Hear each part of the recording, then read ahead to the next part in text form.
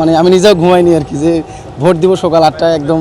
তো এটা খুবই একটা আনন্দমুখর অবস্থা যে এত বছর পরে একটা সুষ্ঠুভাবে, মানে আমার মনে হয় না যে 100 বছরের ইতিহাসে মানে যতদিন ডাকসু প্রতিষ্ঠা হয়েছে এত আনন্দমুখরভাবে কখনো ডাকসু হয়েছে।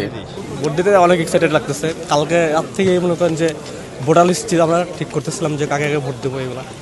স্যার আমরা সবাই একসাথে থাকি, তো এখানে আলোচনা হতেছিল ভোট নিয়ে, তো আর কি অনেক এক্সাইটেড সবাই। আগামী দিনে নেতৃত্বের কথা বলতে এমন একজন নেতৃত্ব চাই বা নেতৃত্ব যিনি দিবেন যাতে তিনি বিশ্ববিদ্যালয়ের পরিবেশ অনেক সুন্দর মতো পরিচালনা করতে পারেন, যাতে কোনো গ্যালজাম গণ্ডগোল না হয়, আর যাতে কোনো হলে গণরুম গেস্ট রুম এইগুলো না আসতে পারে, এটাই আমার প্রত্যাশা। ভোট দেওয়ার ক্ষেত্রে আমরা দলের থেকে আমরা ব্যক্তিকে বেশি প্রাধান্য দিচ্ছি, যে আমাদের ঢাকা ভার্সিটির স্টুডেন্টদের জন্য পরবর্তীতে আমাদের নিরাপদ ক্যাম্পাস আনতে পারবে, রাজনীতিমুক্ত ক্যাম্পাস আনতে পারবে। তারা এরকম আমাদের হলের যে ছাত্ররা আছে তাদের জন্য পুরোপুরি আবাসিক ব্যবস্থা করতে পারবে, তাদেরকে আমরা আসলে নেতৃত্বের জন্য যাচ্ছি। জি, আমি হচ্ছে যে রুমমেটদের এবং যারা একই ফ্লোরে থাকি আমরা আর কি সবাই একসাথে আর কি সকালে আসছি আর কি একসাথে। তো সকালে যাতে ভিড় একটু কম থাকে এইভাবে চিন্তা করে আসা আর কি। আমার নিজের অবস্থাও তাই আর কি, মানে আমি নিজেও ঘুমাইনি আর কি, যে ভোট দিব সকাল 8টায় একদম।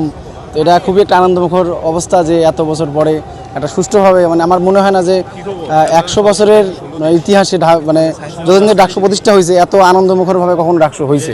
দল থেকে লাইফের ফার্স্ট এমনভাবে ভোট দিতে আসছি। এর আগে তো আমরা শুনছি যে মানে রাতারাতি ভোট হয়ে যায়, এই ফার্স্ট নতুন একটা অভিজ্ঞতা অর্জন হচ্ছে। আমাদের সকল দাবি দেওয়ার জন্য কথা বলতে পারবে স্ট্রংলি।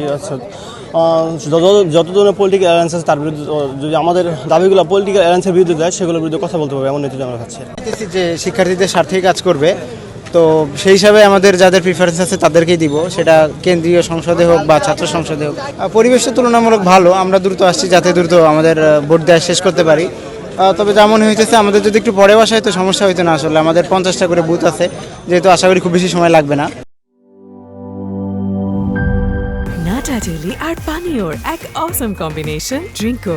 চিল থাকতে চান ড্রিঙ্কো চাবান।